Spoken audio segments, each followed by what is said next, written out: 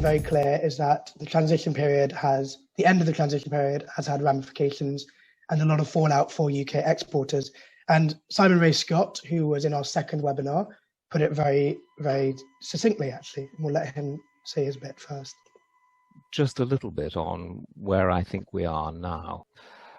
We've got the impacts of the TCA, the Trade and Cooperation Agreement, and the Withdrawal Agreement landing. Now, there was, of course, drama at the beginning of January, but essentially it has not all happened yet. Things are going to happen over a period of time. The impacts are going to grow in their severity, and I think the thing that I'm really worried about is that the removal of our role in European supply chains, that's both imports and exports, is progressively going to be frozen out. And I think we're going to need to think very carefully about that.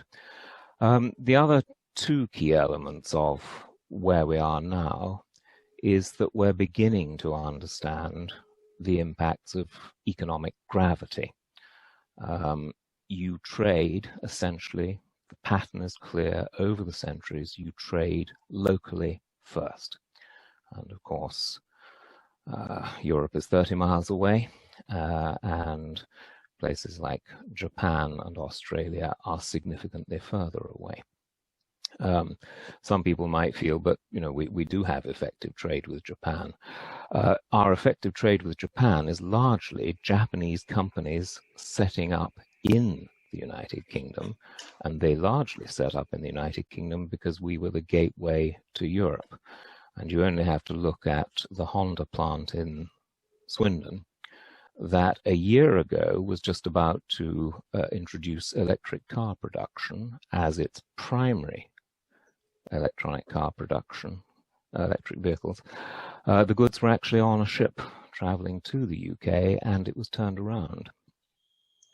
Thank you, Simon. That was in our second webinar on new Incoterms and VAT, which is one of the ramifications of the end of the transition period. And Simon mentioned the TCA there, which I believe Hakan will reference in his bits later on. Next up, we had Sebastian Barrio in our third webinar on export trade finance. He actually talked about the ramifications of the fallout for the fashion industry, and not only to do with Brexit, but also to do with Hong Kong and the effects, because the fashion industry is such a wide-ranging supply chain. Diving into the supply chain changes, let me give you a little bit more about of a context. So changes happened a few months ago, especially in Hong Kong. There were like a lot of protests, and the country was blocked for many months.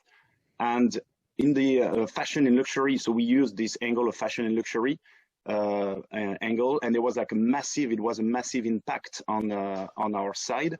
So we had all stores closed, and the result was like a loss of like several millions of pounds, because as you know, fashion is very big in Asia, and China is roughly accounting for like 30% of all sales of like global companies. So that started with this impact in 2019, mid 2019. Then Chinese New Year happened in early 2020, and at the same time, we had the first sign of COVID, and that's why a lot of people worked. There's a strong Chinese community in Italy, so a lot of people moved back to Asia for Chinese New Year. I came back to Italy because a lot of factories employ Chinese people, so that's why the virus started also in Europe, in Italy, and impacted supply chain also in Italy, especially for luxury, where mostly the 70-80% of the production are made. And in parallel, we had Brexit that started in December last year. So that was quite of a challenging environment. And I would say that COVID and the Hong Kong protests had a massive impact in hundreds of millions for several brands, especially in the UK. Sebastian also then mentioned the impact of the fashion industry because of Brexit, and he actually elaborated a bit further here. So what has happened? I don't know if you heard about this, but 400 people, like designers or retailers, etc., signed a letter to and sent a letter to Boris Johnson early this year, claiming that the UK fashion is at risk because of Brexit. And you can see there that 35 billion is the valuation of the UK fashion industry, more than fishing, music, and the car industries combined. And it employs up to 1 million people in the UK. So Sebastian was really getting down to business with the effects of Brexit and the end of the transition period, just as Simon Ray Scott did. But our webinars were not all doom and gloom. And in our first webinar, we focused on the new markets and the new opportunities out there, with a focus on the UAE. And Ayman Al-Wadi from the Corpus Business Group actually laid out the very good reasons why the UAE should become a new outpost for UK exporters. So you can understand. I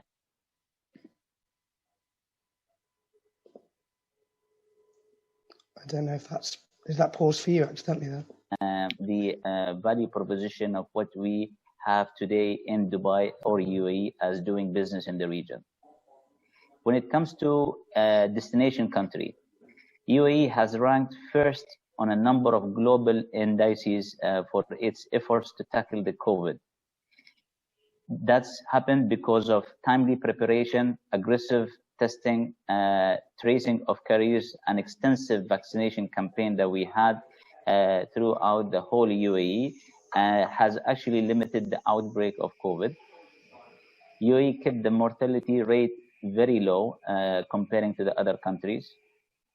Ranked number 1 globally for daily vaccination dosage distribution, and that took place on January, and now it is second to Israel. Ranked number 5 globally for vaccine availability. And then UAE launched a national sterilization campaign throughout the year last year, and it was happening frequently, and that really affected brought a positive impact into the whole program of containment of the COVID. The reflection on the second factor of how UAE dealt with it is source of country here. So Emirates Airline now flying up to 70% of its full list of destinations, actually. So they are almost there to reach back to the normal. And I am hearing good positive news from certain contacts I have from the Emirates Airline saying that if no surprises upcoming few months, they should go back to normal full list of destination by midsummer or late summer.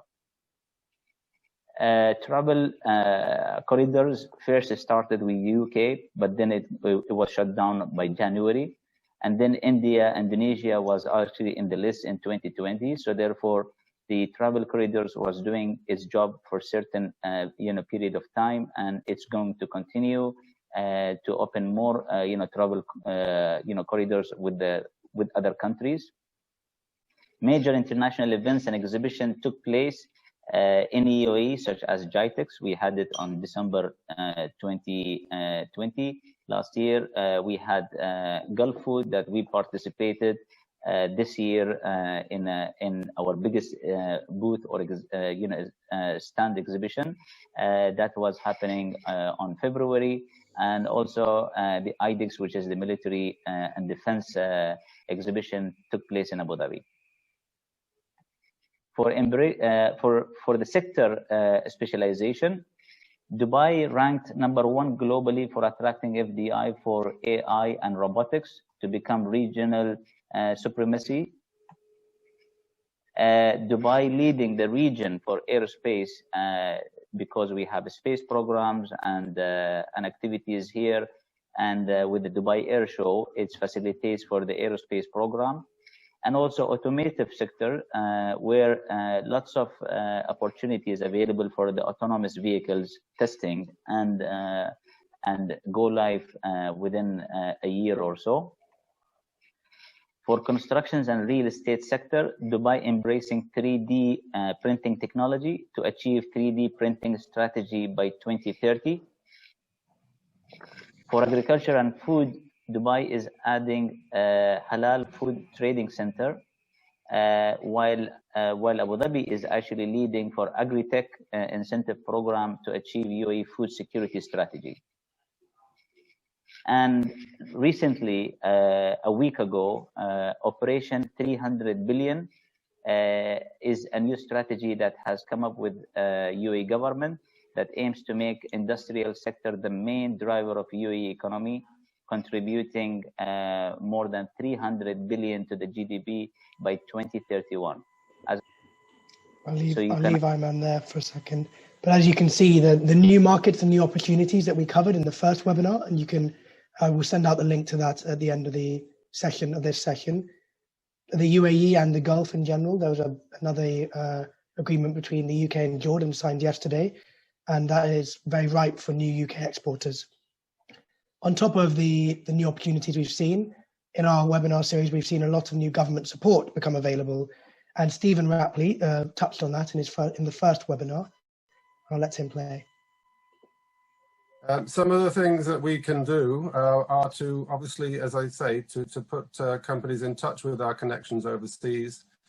They also have a lot of connections of their own with chambers of commerce, etc. So they can reach out to potential partners, look at competition, that kind of thing. So the trade advisors, like myself, pretty much have all been involved in exporting pretty much all of their careers.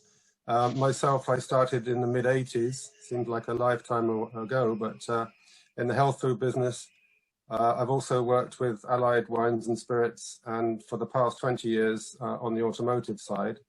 So I'm actually the automotive lead for the London team. So just a very quick summary of trade and why it's important, obviously, to look at being involved in international business. Total trade of over £1 trillion, and as you can see, the imports and exports, certainly the balance of trade is closing there. And reasons for exporting, obviously there's potential new markets out there. Other reasons, seasonality. You may have a product that's coming to the end of its life cycle here in the UK, but has potential to expand that in other markets. And by exporting, it makes one look more at R&D and innovation, and therefore, again, opportunities for the companies to grow. Is exporting difficult? Well, it's not if you have the right support. You obviously need to understand and research your markets, but the message is that there is help out there. Brilliant, thanks, Stephen. And all of that information plus more, including case studies from the Department for International Trade, can be found on the GREAT website, which again will send out to all delegates in the follow-up. Hitesh Patel also touched upon new UK export finance from the government, which is available for companies looking to export to Europe for the first time. One of the key things I would say to you here is that if you are looking to do exports and you are looking at struggling on the right level of finance support, the key message I would say to you is talk to the right people within the bank. So have a conversation with your relationship manager at the bank and ask to be introduced to the trade finance person at the bank. The trade finance person will be very well versed in how to engage with our department to ensure that if they need our support, that they are able to approach us for it. And they won't always come to us for support, but if for whatever reason they find that the security that you're able to afford, etc., didn't meet their appetite, etc., or let's say, for example, you were doing an export, and even if it was as low as, let's say, £5,000, but the bank was saying we can only lend £2,500, we as government may be able to step in to support the remainder £2,500 by providing our guarantee to the bank. So just to reiterate, very important that you talk to the right people at the bank. Quite often, exporters actually miss out on opportunities because the right conversations haven't been with the right people within the bank. And, you know, Alan will tell you, Alan Ridges will tell you that quite often most bank managers in domestic branches, etc., have never really heard of UK Export Finance, the government department, but the trade finance person would have. So by coaching the relationship manager at the bank would be a very good thing. And sorry to labor on that point. What do? We're able to provide support for anything ranging from bank guarantees, tender bonds, performance guarantees, etc. Most type of bank guarantees, apart from VAT guarantees for export opportunities. And we're able to support a bank with up to 80% of their exposure to your business. So for example, if you needed a bank guarantee for £10,000, we may be able to support the bank with up to £8,000 of their exposure to you. And similarly, also on our working capital solution, we're able to support any working capital requirements that you may have that the bank wishes to structure with you on a trade finance basis, etc., to enable you to do your exports, by also providing up to 80% support to them on that working capital requirement. Brilliant. So that's just been a little recap of what we've seen in the first 3 webinars. I hope that was useful. And without further ado, I'll leave it to you, Andrew, to introduce our next speaker. Fantastic. Thank you, Rohan. A really useful refresher of some of the highlights of the past 3 sort of webinars in the series. And it really stuck with me, the message from Hitesh last week of the need really just to give it a go if you haven't tried exporting before, but not of course without making sure that you've understood how best to manage the risks. Now, one area that of sort of practical note and importance that we haven't explored in the series to date is, of course, changes to rules of origin. And to take us through the lie of the land in that aspect of export today, I'm delighted to welcome to the panel and to all our viewers, Hakan Henningsson from BDO to take us through where things are currently at. So over to you, Hakan. Thank you very much, Andrew. Hi, everyone. Very nice to talk to you this morning. And as Andrew said, I'm going to talk a bit about country of origin. Just a bit introduction of myself first. I'm heading up a team here with BDO, customs team, so experts from various parts of the industry. And we are assisting companies, big and small, on both export and import matters. Myself, I've been with BDO for almost 6 years now, but I got more than 20 years experience. From before BDO, I was an in-house customs advisor to various different companies in the UK, Netherlands and Sweden. So companies like Diageo, the spirits company, Cisco Systems Technology, GE Healthcare. So I've got experience from different industries, which has been really helpful because it allows me to really to try and put myself in all of your shoes, no matter what company you're representing and what industry you are focusing on. So that's enough about me and the rules of origin. Now, of course, this is just one of many different facets of international trade that I recommend that you read up on. There are other areas like classification, valuation. It's quite a lot. And if you need help, then we're always available and happy to have an introduction call that can lead on to various projects. But feel free to reach out at any point in time. Always interested to make a new engagement. So rules of origin. If we start with just the first introduction slide, really. So I think the important thing is that when we talk about rules of origin, we have to first of all decide: are we talking about you being an exporter and you being asked to certify the country of origin, or are you the importer and you're relying on your supplier's declaration in order to claim the preferential duty rate? So there are two different kind of scenarios there, but for this presentation, I've been focusing really on you being the exporter. So you're exporting goods from the UK and you're asked to certify what is the country of origin. So that's kind of the scenario. Rohan, if we can go to the next slide. Great, thank you. Now, also just for the context of this discussion, we need to make sure that we talk about the right type of origin. And this is something that it starts to get a bit technical, so bear with me if this is new to you. But we talk about preferential origin and non-preferential origin. And as the slide says, the preferential origin, that is when your customer abroad wants to claim a lower customs duty upon import.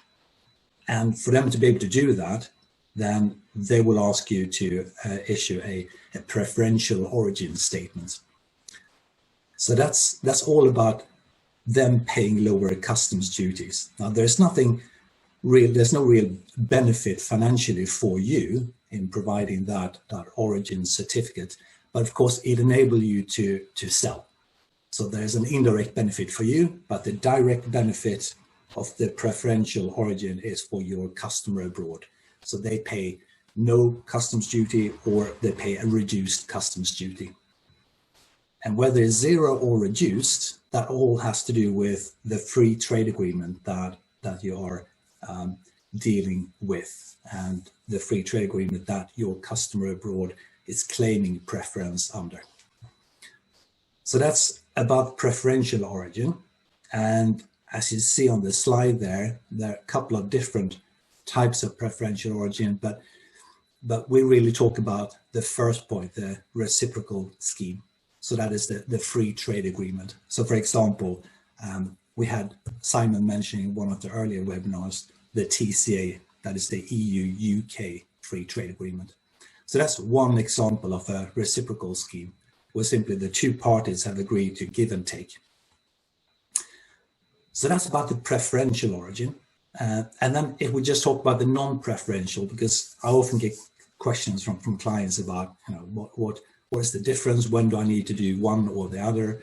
And non-preferential origin is simply many of your customers abroad will need to, because of legal requirements, they will need to ascertain where the goods are coming from.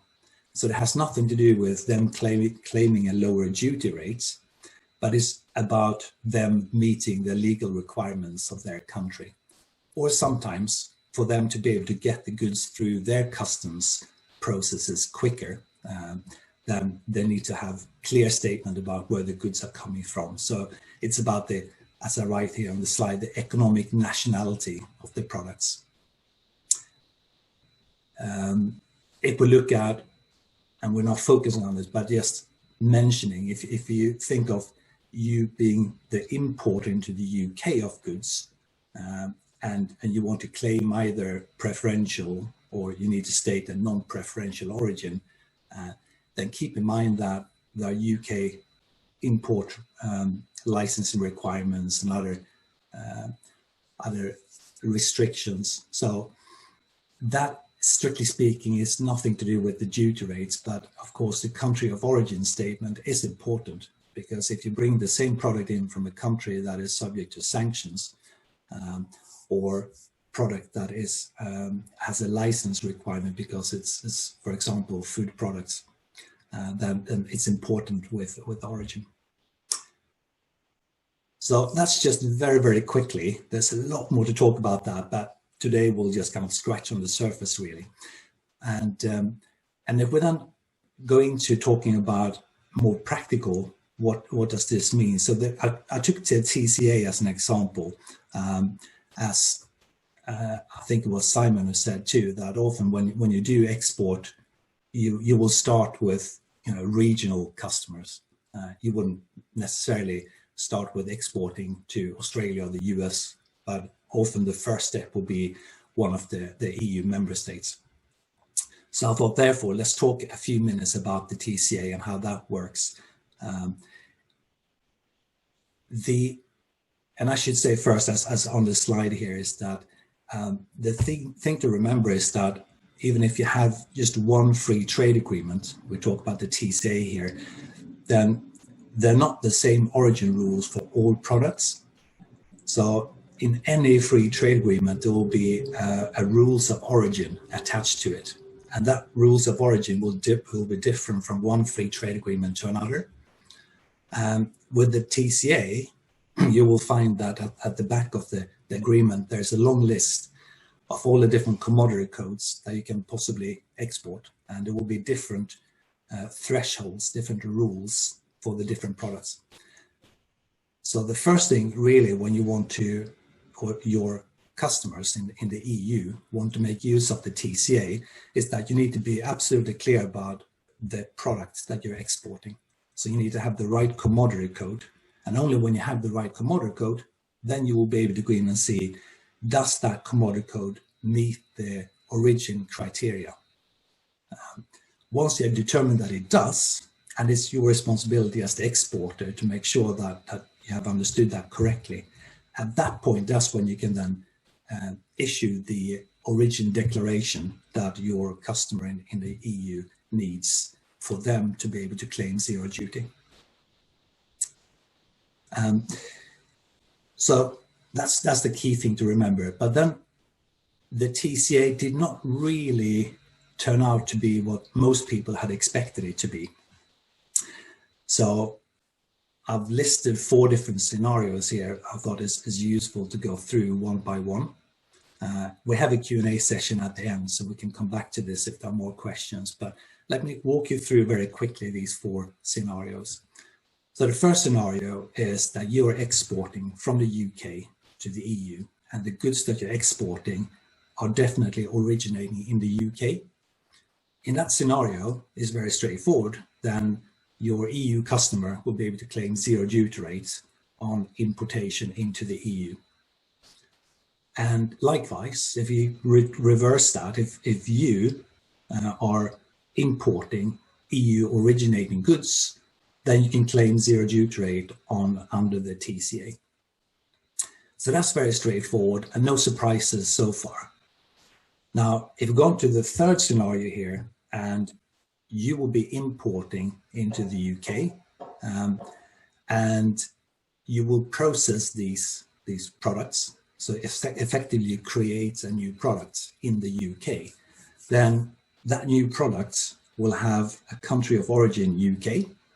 So if you then export that processed product, say for example, you bring in raw materials from Belgium into the UK, you do your processing, and then you're selling to an Irish customer, then that would be okay. Your Irish customer will not need to pay the duty because the product has a UK origin.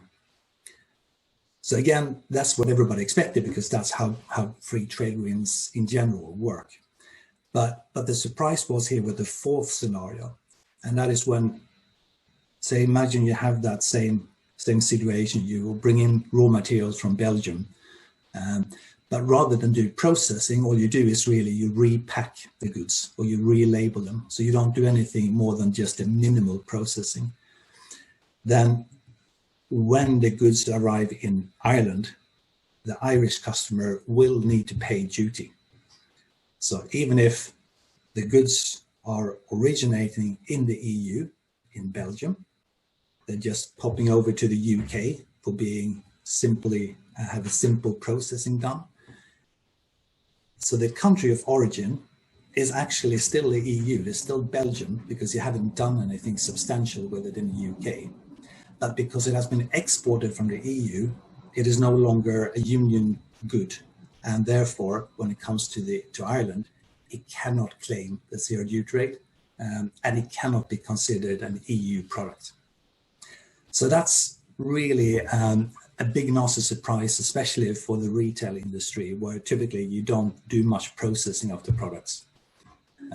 If you're a car manufacturer in the UK, that's not really a problem because you bring in parts, you create a car, and when you export the car, that's a new product. So that will be you come under the third rather than the fourth scenario. Right, let's move on to the next slide. And what I wanted just to mention here is kind of on the theme what Hitesh Patel and Steve Rapley was mentioning, that there is support from the government, and there are a few different grants that you can claim for getting advice or getting training from external parties like myself and my team. So I just listed them here. I'm not going to go through them all, but just to give you a flavor for that, there is actually grants that you can get, and in some instances they are rather generous, and other instances it's not a lot of money that you will be able to get, but you can get the grants for a wide range of purposes. So we can help you, my team and I, with determining if any of these grants could be applicable to you, and we can help you with applying, and so we can then give you the training or the specific advice that you need.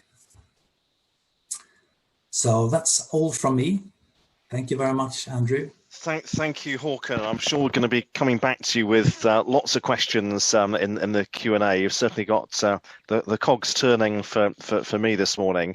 We're going to turn now to Ferose, Ferose Gazi, Managing Director of CLS, for the first of two sector perspectives on what it's been like over the past few months, both the challenges, but I'm also hoping for, as we are 5 months into the year now, and it is a while since we fully Brexited.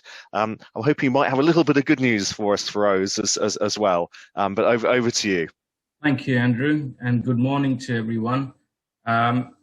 Yes, there are a lot of changes since Brexit happened, and also the COVID-19 did not help. We had a lot of challenges in the past, a few months since early 2022. I'll share some of the slides with you. Just before I go through that, just to give you background of what CLS does. So we work closely with the airport, the airlines, the local SMEs, local businesses, medium and large organizations as well. Our key role is to support the airlines, the retail industries within the airport, and airport authorities. So we have operating license for Heathrow, Gatwick, and Stansted. During the pandemic, we had a lot of challenges due to the airport not in full capacity. So we had to look at business outside our core businesses. I'll come to that once I start sharing the slides with you. So as a business, we provide cargo logistics services, the airport development logistics services, some of the security services, the health and safety support services, which includes the PPE, sanitizations, and COVID testing for passenger coming to and from UK. So it helps the passenger traveling from the airports, any of these three airports, or other airports as well. So as a business, we have been operating over 12 years and working closely with West London and Hounslow Chamber of Commerce. They are really fantastic people that I've been working with. It's a great experience. We work together for helping the airport, especially Heathrow Airport. And it's been a challenging time for us, and I'm sure for everybody. So hopefully today I'll share a couple of slides with you just to give you some ideas how we help people, what are the challenges, and there are some good news, and I will share that with you just by sharing a couple of slides with you today. So first of all, my name is Ferose Gazi. I'm the Managing Director of CLS. The second slide here, if you can all see, is the list. Are you able to go full screen for us, Ferose, with your presentation? Thank you. Yeah. Brilliant. Sure. So some of the challenges that we all face, and I'm sure you're all aware of, due to the Brexit, we had issues with the customs, issues with the the documentations, how people need to understand and process documentations, how to deal with the the regulation changes, how to deal with the transportations, the freight process, the banking process. Some of the high street banks were closed during the pandemic, and airports were running 80% below capacity. Lots of businesses not being able to find the right logistics support service provider. People obviously in cargo industry or logistics industry, they do not have a list of suppliers that only work for the airlines. There are a number of different agents and sub-agents who has CSA or GSA sales, cargo sales agents or general cargo sales agents. They work directly with the airlines. This process, obviously, for some of the importer, exporter, highlighted many disruption, which caused a number of delay. And obviously, the high street bank, they had a lot of challenges. They couldn't help small businesses with any LC process or, having to give you the right account manager to support you as a small business. So I think, the challenges were there due to the Brexit, some of it due to the Brexit, but some of these issues are really COVID related as well. So if these two things, if you look at side by side, we had really great challenges to deal with. And I think we're still facing those issues, and I think it's going to carry on for some time, and hopefully in the next few months, the airports are opening up. So my next slide would give you some sort of better idea, just to, give you sort of some good news, hopefully. So first of all, we need to get ready, logistics ready for 2020, just to make sure that people understand the experience that they had, they overcome those issues. And obviously, a company like us, we're there to help you. Feel free to talk to your local Chamber of Commerce or get details from your contact in the chamber. They will have our contact details, and I'll share that with you on the last page. And look at the new markets as well. So obviously, due to the Brexit, now you're open to wider world. You can do a lot more business, not just exporting, but also business within the UK as well. Finding the right solution for the industry that is suffering right now. A lot of businesses affected due to the COVID. So we need to obviously look at the new market and how we can protect ourselves by going through, a digitalization process, because people cannot fly anymore. Because we've got to get to the customer, we've got to get in front of them, and give them the right solution to make sure that their information, their data is protected, and the right cyber solution as well. So Chamber of Commerce also support that with a number of different IT programs that they have been going through. I know for sure the Hounslow Chamber of Commerce did quite a lot on the IT side, so is West London. And some of the opportunities on, going through the PQQ and RFP process for SMEs is quite difficult, but also some of the, organizations deals with the cargo is not easy. So we can also help with that. And this process, obviously, especially if you look at the issue we had in 2020 with the PPE, some of the hospital equipments, the aircraft parts, the vehicle parts and cosmetics industry, and some of the big brands, the medical products. And people come to UK for hospital treatment or private or commercial. Some of the customers are, not just private individual, but also some of the business organizations, they come to UK for this kind of treatment. So the issue we had with, due to the airlines or country gone red list, or affected countries need to go on to 14 or 10 days quarantines, whether in UK or where they're traveling to in terms of business. It was really challenging, still is, and therefore getting those important things to the customers to run their business and to run our business, we've got to really give that solution. So opportunities are there as well. It's just making sure that we speak, we talk to each other, and find the solutions if you're not sure, and we're there to help. And obviously, everybody's looking for a complete solution, especially the customers who are always looking for, a complete solution. They don't want to deal with a provider who deals with their papers in terms of customs clearance or getting the airlines to get the goods to the end customers, or the the logistics provider locally or internationally, whether it's in Europe or rest of the world. So giving them the complete solution is one of the challenges for people. We find goods arrived in the other side, but the customer is not sure how to clear the goods, so we have to do it from here.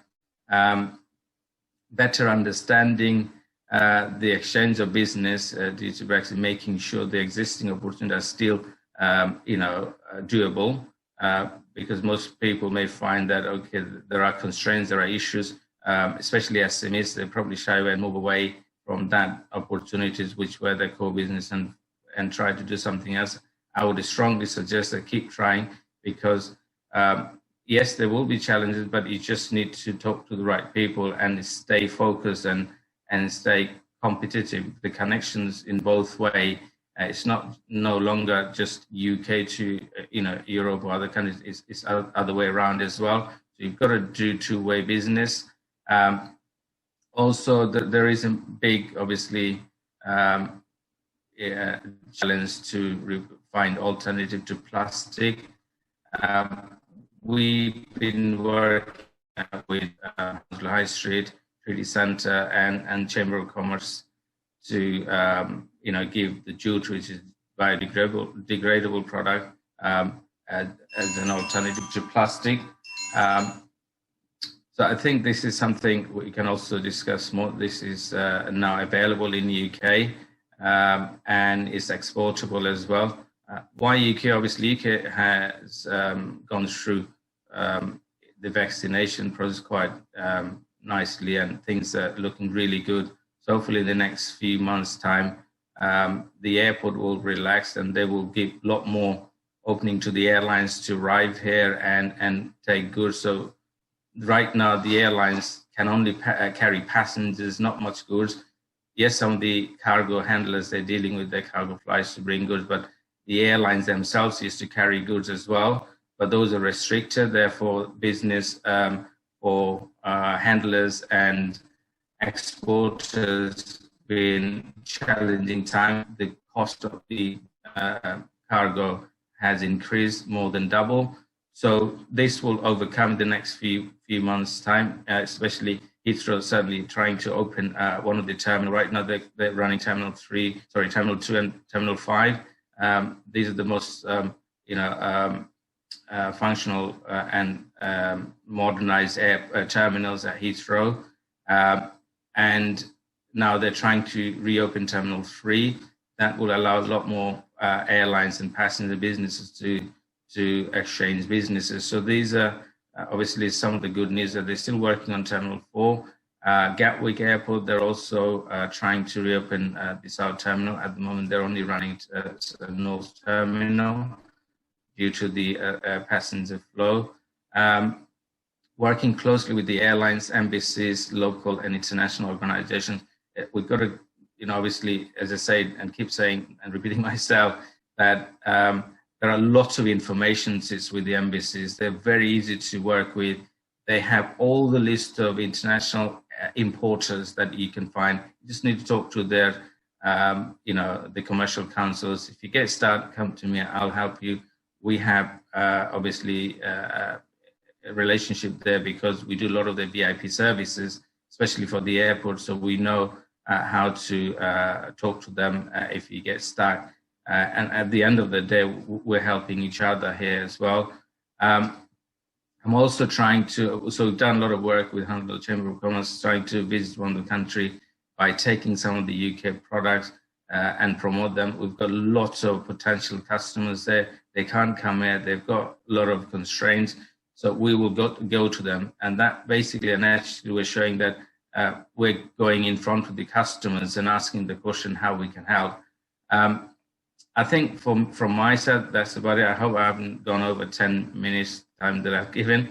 But if you have any questions, if you want to know more about us or the support you need, please feel free to talk to us and we'll help you. Thank you. Ferose, you did a great job of sticking to time there. Spot on 10 minutes. So there was no need to for me to bring you to an early close.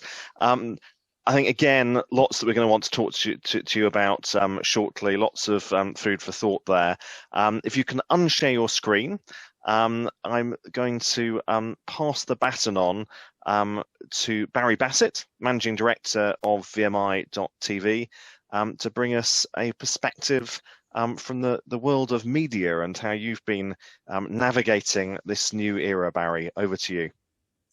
Hi, there have been some great horror stories. I'm not going to talk about any of the problems. I like the quote that there are no such things as problems, only solutions. And in the world of TV, we're good at finding solutions. We have a great creative industry, and we're part of that industry. We rent cameras for international TV productions in the UK, for Natural History International. Things like Good Karma Hospital, for example, they're flying all their kit out to Sri Lanka. All of that uses carnets. We're very used to using carnets. This is not about a misunderstanding of the carnet process. The difficulty that we have is that the carnet introduction for European dispatch means that we miss out on smaller opportunities where people need lenses or media, little memory cards.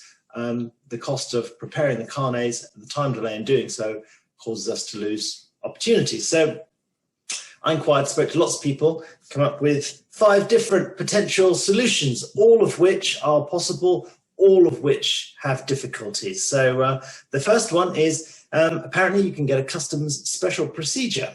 And with one of these, you can apply and receive authorization to suspend duty and VAT. That means that we can supply equipment to Europe and it can come back to us. We don't pay any duty and VAT. Sounded fantastic. We consulted a solicitor in order to do that. It was going to cost £5,000 just to perform the stage 1 process. It really wasn't a particularly big part of what we did. We elected we weren't going to do it. Another great idea, this came from Mr. Rides himself. He said, you know what? There are free trade areas. There are warehouses in Heathrow and other places. What we could do is we can rent space in one of those warehouses. And in order to do so, we can, if we did that, we can send a lot of our equipment to the warehouse and then borrow it from the warehouse so that we can use it in the UK, and then we can send it to Europe and also be free of having to use carnets. Seemed like a great idea again, but then of course we have to rent space and you've got all the complications of doing that. It's only a small part of what we're going to do. Okay, so we had another idea. Do you know what? If we get clients to sign a contract that we can sell them the equipment that we're renting them for 100 quid, it's going to be below the amount that is required for import duty. Well, this sounds like a good idea. And then we can get them to sign a contract. When it comes back, then they sell it back to us for 100 quid. And a solicitor said, you know what? Sounds like a good idea. How do you know that they're going to sell it to you? Okay, we sign a contract. How do you earn income when it's coming back? Okay, perhaps that's not such a great idea. Okay, another idea is we set up another part of the company that's registered for tax in Europe. And if we did that, then we could sell this equipment to our own company registered in Europe for 100 quid, then send it off to another customer. That customer, they can pay rental to our second company. They can actually pay us the rental amount. And then when it comes back, they sell it back to us. Seems like an awful lot of headaches just to, and then of course everybody needs to be registered for VAT in these different countries. More headaches than benefits. Okay, another idea was we use another friendly company, and a friendly company was also suggested by Mr. Rides that we might be able to do the selling process to them and again perform and international dispatch that way. So all of these involve an awful lot of administration and paperwork in order to avoid the difficulties, because we no longer have free trading. So what we've elected to do as a company is say, okay, we know we're going to lose out on some opportunities, and we'll simply have to go through the Carnet process. So cut a very long story short, and sorry for even using the 5 minutes of time that it's taken for me to explain all this to you. It is harder to do business in Europe now, and Carnets are the way to go. It's completely standard. Make sure that you adopt this process, build in time, appreciate you're going to lose some opportunities. That's about it. Okay, you know what someone else has said? We're in the same boat, absolutely feel your pain. It's really frustrating because you end up just losing business. We had one particular, this all started off actually when we had somebody that wanted to rent a lens. We had the lens on our shelf. They had a production going on in Spain. They wanted to hire it for a week's hire. They needed it the next day. They were going to give us £1,000. We had the lens on the shelf. They wanted to pay for it. They were ready to do it. It simply wasn't possible. We spoke to all the shipping agents. They said it's going to take very much longer than that. But the benefit is everybody is now much clearer about the rules. We all understand what Carnets are. And now we've simply have put to one side the concept that actually we can obviate the need for Carnets. So those are the rules. We just have to stick to them. Barry, for the uninitiated, can you tell us more about the Carnet? Okay, so a Carnet is an ATA document that many companies, shipping agents can prepare. Also, Alan Rides with the Hounslow Chamber of Commerce, they can also provide it too.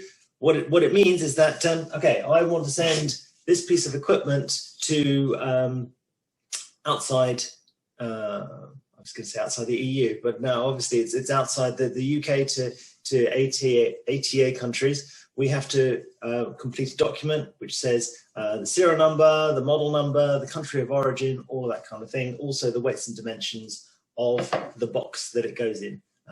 We then have to pay a bond, or the company that prepares the ATA Carnet, they have to prepare a bond. So if something is, say, worth £1,000, then it is a percentage of that.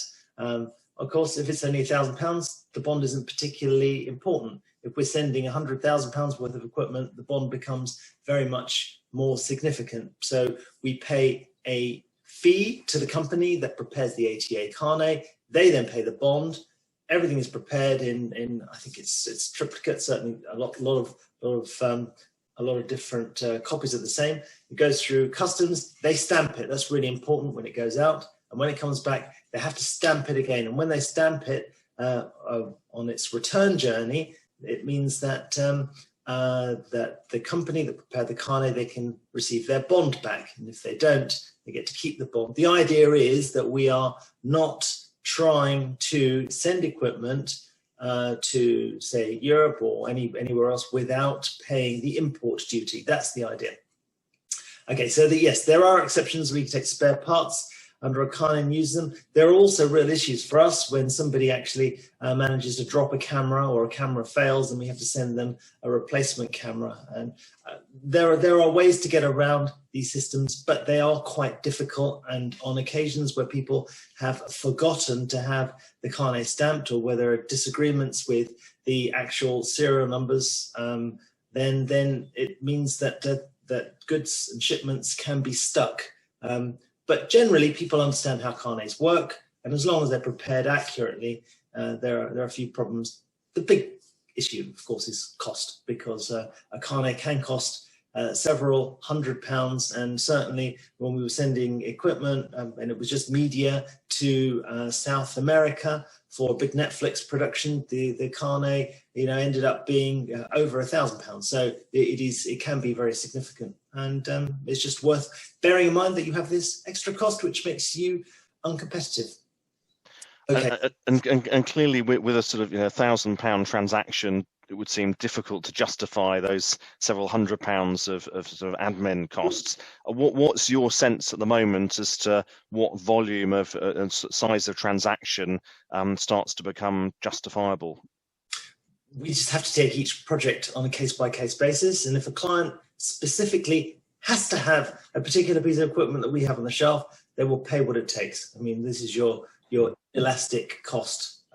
If you want Madonna on the stage, then you know nobody else will do. It's one of those situations. So some customers will pay the premium for the niche bit of kit that you can offer, despite that extra friction. Keep the questions coming in, folks. I can see them starting to pop up in the question and answer window. If I can ask my panel to join Barry, both Hakan and Ferose, if you can switch your cameras back on. And we've got first up, I think, a question for Hakan. From Sue, and this relates to GSP preferences. In a scenario where a shipment arrives in the EU with a GSP preference claimed at first entry, shipment is then imported into the UK and GSP preference claimed again. Is this correct as a process? Sue has the customer who seems to be insistent on this sort of claiming again approach. What are your thoughts, Hakan? Yes, that's a great question, Sue. So it depends. Here's the thing: there's something called a non-manipulation rule, or sometimes called a direct transport rule, and that applies to the GSP. So that's the non-reciprocal scheme. It also applies to almost all free trade agreements. So what that rule says is that if it goes from, say, Pakistan to the EU, and then from the EU to the UK, it needs to stay under customs supervision while it's in the EU, while it is in this transit country or transit territory. So as long as it stays under customs supervision in the transit territory, then you are allowed to store it there. You're even allowed to break up a shipment into smaller consignments, but it has to be under customs supervision. And that typically means that it must not leave the airport or the port area. Alternatively, you could have a customs warehouse in the transit country, and as long as it is never released to free circulation in the transit country, then you should be able to claim GSP also when it arrives in the UK. But in reality, of course, it is most likely going to be released to free circulation in the EU. So you're paying the EU duties, make the import declaration, and then you want to move it to the UK.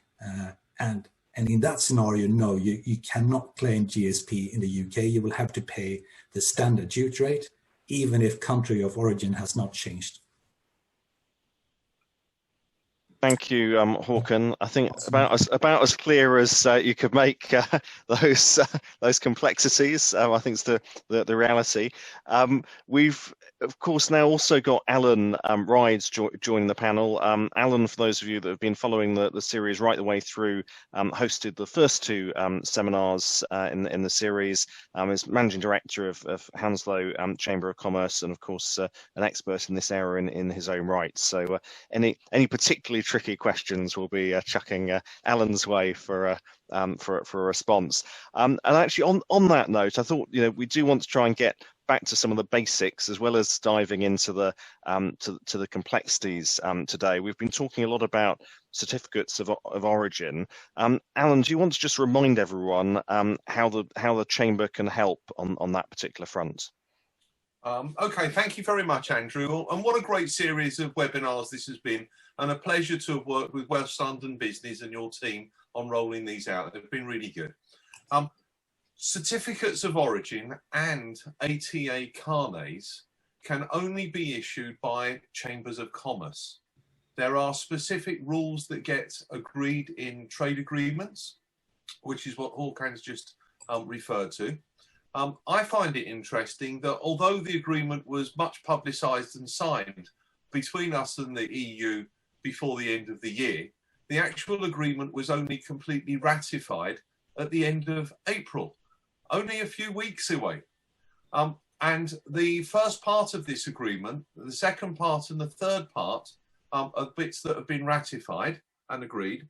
Currently, we're still talking about an agreement for services, which is 80% of the exports from London area, which is our area. So that's a great matter of concern, which Andrew and I and all of the exporters will be watching hawkishly, if I can say, to see what's going to happen there next. To add a little bit onto what Barry mentioned with carnets, every time you take something that's expensive from one country to another, to avoid you paying import duty when it goes into that country, you get a carnet, you get it signed and stamped as you go into the country, and then it gets signed and stamped as you come out. Otherwise, you have to pay that import duty. That works with every country in the world. When we were part of the EU, you didn't need to do it because the goods were in free circulation. But if you're doing filming or any other work in any country outside the EU, like South Africa, everybody has to have a carnet. So it is a level playing field that we're up against with anybody else apart from a domestic company. But this is very specialized equipment that Barry has. So he's not necessarily at any huge disadvantage with South Africa, where his problem is when he wants to take his equipment down to France, and the French have already got their filming equipment in France. It's protectionism for the people in that domestic country or inside the EU. And I'm going to cut in, Alan. Say what would a carnet cost from the chamber? I mean, is there a sort of scale depending on the size of the transaction, and is it the chamber that serves up the bond that Barry mentioned, or is there a third party that you involve? The chamber has to serve up the bond in total for everything on all of the carnets that are issued. But there's a sliding scale dependent on the value of the goods that the carnet is for. The carnet is quite a thick document, and every time, and it's a bit like an onion document. It peels off in layers as you go through different countries. And if you were going to go through, let's say, 5 or 6 different countries, you'd need 12 documents, one for every time you go in and one for every time you go out. And finally, to finish it off with when you get back. The question I was going to throw over at Hakan was about his example with goods that are brought in from the EU to the UK, where you don't pay import duty, but when you then export exactly the same goods from the UK then back to another EU country, and you do have to pay import duty. This was really highlighted with the case of Marks and Spencer and Percy Pigs that are made in Germany, brought into the UK for distribution, and then part of those are sold into Europe and into Europe and Ireland especially. So suddenly the Irish have to pay import duty on EU goods, which they don't like very much for some reason or other. It's a real silly situation that we're in. But the question is to Hakan, would a free port situation solve that problem if the goods were brought by Marks and Spencer from Germany into a free port warehouse in the UK, which we're discussing with Heathrow having, and then taken from that free port warehouse off to Ireland, or taken from that free port warehouse into the UK? Yeah, it's a great question, Alan. I have discussed that particular question with colleagues, ex-colleagues.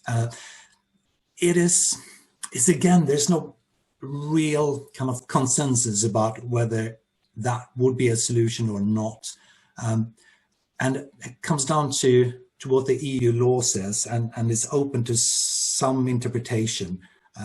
There's one school of thought that says that as long as the EU export declaration has been made, then it's too late. Then it doesn't matter if you bring it to a customs warehouse, free port, or just a regular warehouse. As long as the export declaration has been made that at that point, the goods are no longer union goods, and therefore the Irish company will have to pay the import duty no matter what happens. But there's another school of thought that says that, well, if you bring it to a customs warehouse or if you're using transit procedure, then in principle, it should be possible to claim that the goods have not lost its union status because it has never been released to free circulation in the UK. But, and we've been trying to get Irish customs comments on that. We haven't got anything in writing, and we've got some contradictory opinions from different Irish customs officers, depending on who you're asking. So I think it is a possible solution, a free port or a customs warehouse or even transit. Of those three, I would say transit is probably the best bet, but there are no guarantees that you will not have to pay the duty. Thank you, Hakan. Let me just say, Andrew, at the end of that comment, at the end of the day, it's really about the people who do the export documentation for this aren't necessarily the same people that did write out the agreement that we've got with the EU, and therefore the wrinkles in this now just need to be ironed out with an element of reality. What's going on? Over to you, Andrew. And there's going to be, I suppose, some critical guidance from various authorities to help us navigate the intricacies, which, as always, will take, I'm sure, some more months to flush out. Hopefully not years. I'm going to hold your sort of feet to the fire, Alan, and push you on to unpack a bit more the certificates of origin, because you talked about the carnets, and they didn't sound very digital to me. You talked about onions and having to have stacks of them if you're moving across multiple borders. How does it work with the certificates of origin? Is that something that the Chamber, will generate digitally, or is it again more pieces of paper? Okay, Andrew, it's horrendous. Rainforests are being chopped down by the volume of paperwork that has been created by the bureaucrats of us leaving the EU. And the volume, this is all physical paperwork that has to be seen. You don't have to, you can bank a check by taking a picture of it using an app now. You can't take your goods into Europe by having a digital document on your phone. You have to physically have the original, it has to have stamps on it and wet signatures. It's horrendous. And all I can hope and pray is that we can save some rainforests. We've got a climate accord going on in Glasgow. Perhaps it's something they could discuss. Somebody needs to fly a flag or a Hessian sack about for this. That's recyclable, and actually make a big thing about it, because it's frankly horrendous. It really is. And to clarify on the cost point, can you give us a steer on the typical sort of transaction costs, if there is such a thing? Transaction costs so there's an element of costs. Number one, there's the certificate of origin costs that you need to do. There's the next thing is there's additional documentation costs for C88 single administrative documents of transit that need to go. There's road haulage documents or airway bills if you're air freighting that need to link up. All of those documents then need to be typed up and put together. A lot of transport companies are adding onto that a so-called Brexit charge for putting all of these documents together. And frankly, for each consignment going out, you're talking about adding a minimum of around £100 per consignment at least. And it could run into thousands with the cost of carnets for more expensive goods. Right, thank you for that clarification, Alan. If I can bring Ferose in, yes, you're off the hook. Ferose, if you can flick your camera back on, perhaps. I wanted to sort of pick up on one of your early slides in your presentation, where I think towards the end you sort of referred to the challenge of being able to find a new logistics provider, and I wanted to just sort of expand a bit on that point. Sorry, Andrew, in terms of logistics provider, what do you mean? There was a point on your last slide around perhaps people having to, sorry, I think your second last slide around people trying to find new logistics providers. Is that where you step in, or are there other intermediaries that you think are kind of now needed? Sure. No, I think what we say on the second slide in terms of the right logistics provider is to basically be clear about what is your expectation in terms of sending goods or receiving goods. There are agents, there are sub-agents, and there are CSAs, there are GSAs. So the CSA, GSA, they work directly with airlines. They're handling the goods, they're doing paperwork, they're doing all the customs documentations. So these companies are not thousands, these companies are limited. All airlines only gives you certain amount of CSA or GSA status. GSA for any airlines can be only one, but CSA can be more than one. So working with the right logistics provider. I'm going to pick you up on that jargon. Can you unpack it for me? CSA, GSA? The CSA is the cargo sales agent. They can be more than one. So it could be, 10 for an airlines. They basically administrate the individual customers, whether it's business customers or, individual customers sending goods to their families. And GSA general sales agents, they are only one for each airlines. They use the special coding system to send you goods from A to B. But in terms of when we say complete solution and finding the right logistics provider, we mean the people, the service provider who provides the local, the door-to-door logistics handling as well. So collecting your goods because of the COVID-19 restriction. There are many issues, not just the UK, but also internationally due to the red list countries. So right now, you basically have to look at things outside the box, look at finding a new market, new relationship with the supply chain and your service providers, because the previous or past system is no longer, they're all disrupted. They're not really as, unless obviously, of course, the business has moved on, they capitalize the issues and they have considered all those factors like we are discussing today with Hakan and Barry and of course Alan with great knowledge with his documentation system. We also discuss things with Alan on a regular basis. So that is what I mean by that. That's helpful clarification. And you talked about IT. I'm going to come to you in a moment, Alan. I've spotted your hand. You talked about IT in your presentation and that sort of need for smaller businesses to be digitizing more. Yeah. I wonder whether you could sort of share, I suppose, your own experience at CLS in that regard. I'm going to put the same question to Barry in a moment around, have you found opportunities for new efficiencies through IT? Yes, thank you. So in terms of IT, so there are a lot of documentations involved in this. So what we do, create a folder for each customers and send them that link, and they can get access to that document, and the customers on the other side can also access to those documents. So it's no, you don't have to just keep emailing. You can lose information by doing that, but also helping the customers to facilitate that IT solution to make sure they can have that, team system or, a one-to-one discussion about how that system works and the cyber systems. We have taken on the in-house support and looking at some of the app solution as well, so they make things easy for the customers. Yeah. So with all of that extra data flow, trying to make it easier to share documents and make sure they don't get lost in the ether. Barry, what's your experience been in terms of whether technology can assist you in new ways? Well, all I would say is that the TV industry has exploded.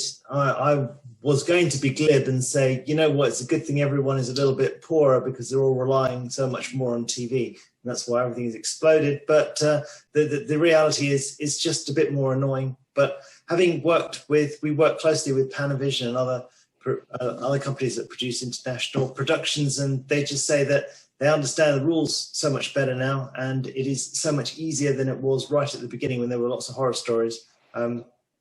We just have to get on with it. Yeah, yeah. Thanks, Barry. There's one question before I come to Alan. There's one question that sort of popped up in the Q&A sort of window from Tony Mulverhill, who wondered whether you had issues with is it groupage or groupage when sending your equipment to Europe. That's what I was going to highlight, Andrew. Ferose, in a way, has partially answered that with his different booking agents. When you've got a consignment of goods and there's multiple booking agents, there's multiple sales agents, there's multiple tiers of documents, with each small consignment making up a group of packages called a groupage load then that goes. All that customs need to do when it gets to the other end is find a problem with one of those parts of that group. It blocks the whole lot. And then trying to unpick what the issue is can mean that the cargo can sit there for months waiting for it to be solved. You end up with a huge amount of frustrated exporters, sales agents, cargo agents, freight forwarders, and customs agents who are all multi-tiered on top of this, trying to get their individual bits of cargo moved through, because there's one document that's wrong, that's got a wrong serial number on it. It's got a misdeclared origin on there because the origin rules have changed. And this just all builds up to a powder keg. And it's starting to explode in Jersey, with the French stopping electrical supplies to the island because their French fishermen are no longer allowed to fish in Jersey without a license that has to be issued by the regulating authority that was agreed with the EU to the French, and that it's now grown out of all proportions. It's very, very sad to watch that. Frigate or two on the way and just arrived, I think. Very, very sad to watch that unfold in the past day or two. I was seeing Barry nodding as you were describing the groupage challenge. Would you share Alan's fears and observations about how a small bit of a consignment can make everything fall apart? Well, it's not new, because this is exactly what's happened with carnets all the way along. And we had one particularly memorable production a couple of years ago where somebody did make an error and they did forget to have a carnet stamped. And we've had other situations where there's been a mistake with the serial numbers that have been provided, and it's just caused everything to stop. But ultimately, we deal with people. So when you can deal with people and you can discuss with them, as long as everybody wants a solution, you can generally find a solution. But it is hard. Hakan, if I can come back to you, perhaps to reinforce some of the kind of key early points that you made in your presentation. I was struck in the top right of your PowerPoint. You have this new BDO brand rethink, don't you? And it's certainly been making us do lots of that rethinking this morning. But you made that critical distinction, I think, between the scenario where there's that sort of minimal kind of integration going on, where things should be fairly smooth. And then the more I suppose full of friction sort of scenario where you've got repackaging and relabeling going on. Is that sort of latter scenario something you're seeing unfolding quite a bit with your clients, or not so much? No, it came as a big surprise, as I said, to many. And the example there about the Percy Peak, Marks and Spencer's is a classic one. And as I said, in the retail industry especially, we see this a lot. It always has been with many companies. Has been, they see the British Isle as one market, so they bring goods into the UK, intending to serve both the UK and Irish market, and the TCA, the way that it's been set up, causes real problems. And it was a surprise, because this is not how the free trade agreements normally work. Normally, there is a clause in a free trade agreement, and to my knowledge, every single EU free trade agreement has this clause allowing for preferential treatment if the goods are originating in either of the parties to the trade agreement. So it makes no difference normally if it's country of origin EU or UK, it would benefit either way. But the way it was written, the TCA, is unique, and it specifically says you can only claim EU preferential trade, EU preferential duties if it's of UK origin, and vice versa. You can only claim UK preferential duty if it's of EU origin, and it's very strict on that point. There's been some interesting discussions about why was that? Was that a mistake? Was it intentional? Who was it who pushed through that in that case? Was it the EU, UK who wanted that? It seems a bit insane. I really don't see a benefit for either party. Certainly you do wonder, with discussions going to the wire as they did, whether it might have been a mistake, and in which case one can only hope that pragmatic politicians on both sides of the channel find the opportunity to tweak the agreement before too long. Yeah, that question actually has come up. Will there be, not in this call, but in general, is there any chance that that might be changed? I haven't seen any discussions or heard of any discussions between EU and UK that will be changed. I suppose there are a few other pieces that need to be negotiated and resolved first, as the headlines of the past 24 hours would seem to illustrate. Before we wrap up, because we are coming very close to the end of our time together, unfortunately, I wanted to pick up on the theme of trade missions, which Ferose mentioned in his presentation as one of the ways for us to sort of drive trade growth. Not something we've unpacked in any great detail during the series, but I wondered, Ferose, first of all, whether you could tell us a bit more about what excites you about the trade mission opportunity, and then the last word will go to Alan on some of the trade missions that have been taking place already, and perhaps what's in the pipeline. So Ferose, first of all, if you come off mute. Thank you, Andrew. So in terms of trade mission, this is something we initiated a lot of discussion, myself, Ellen, and some of the embassies we had. And some of the embassies are very interested to support us. They've written to us, giving us the letter of invitation. So the intention is to take as many British manufacturing companies or products in front of the end customers, so that they know exactly how to communicate and who to communicate, and what is the channel route, if you like, what are their experience. So giving that kind of sort of solution gives the right sort of business attitude to the wider business community. So it's not just EU, it's the global market we're trying to target. So we've gone as far as east of the globe, if you like, far down the globe. So the intention is to work our way up, just start with the easy one and then move on to the next challenging countries. So we're looking at not just any specific products. It could be anything, because you look at the airlines industry, they're suffering because some of the parts not going on time to restart their flights, if you like, because of the red countries and because of the lack of logistics support, because of lack of flights. And so new opportunities coming out of that disruption for those that are agile enough and have the components in the right places to step in and perhaps steal a bit of business in those supply chains. Alan, do you have any final thoughts, or can you give us a taste of perhaps some of those priority countries for the next 12 to 18 months as things unlock? I would just say, I guess, in summary, that exporting to the EU used to be as simple as exporting to Bradford, Bingley or Bordeaux. It no longer is, simply. It's as complicated to export now to Bordeaux as it is to the US or to South Africa.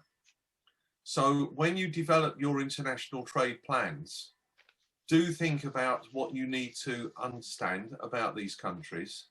Do understand properly the export documentation and costs for growth into those countries. Last month, for the first time, UK exports to the EU was below 50% of our total exports. And that's for the first time in an awful long time.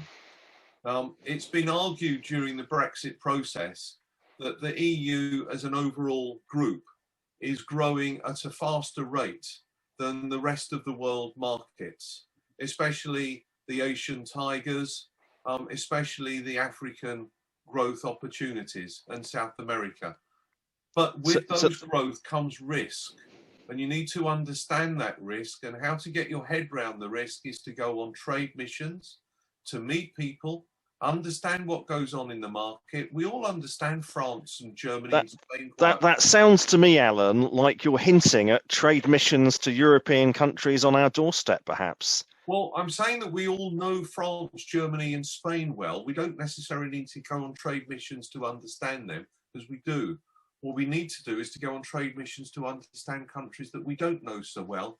And I think the biggest one is everybody thinks they understand the USA and Canada well, but it's hugely different countries in the United States when you go state to state to state.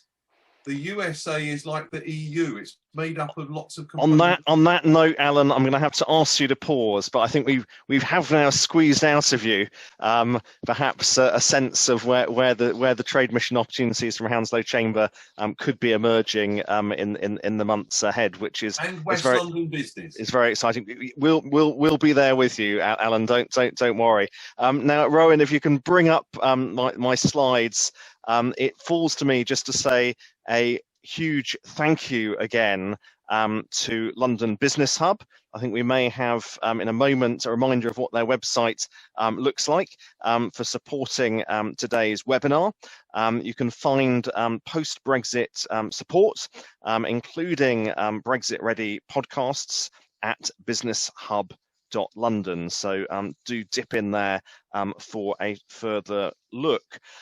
We hope very much that you've enjoyed this final Trade Beyond Brexit webinar.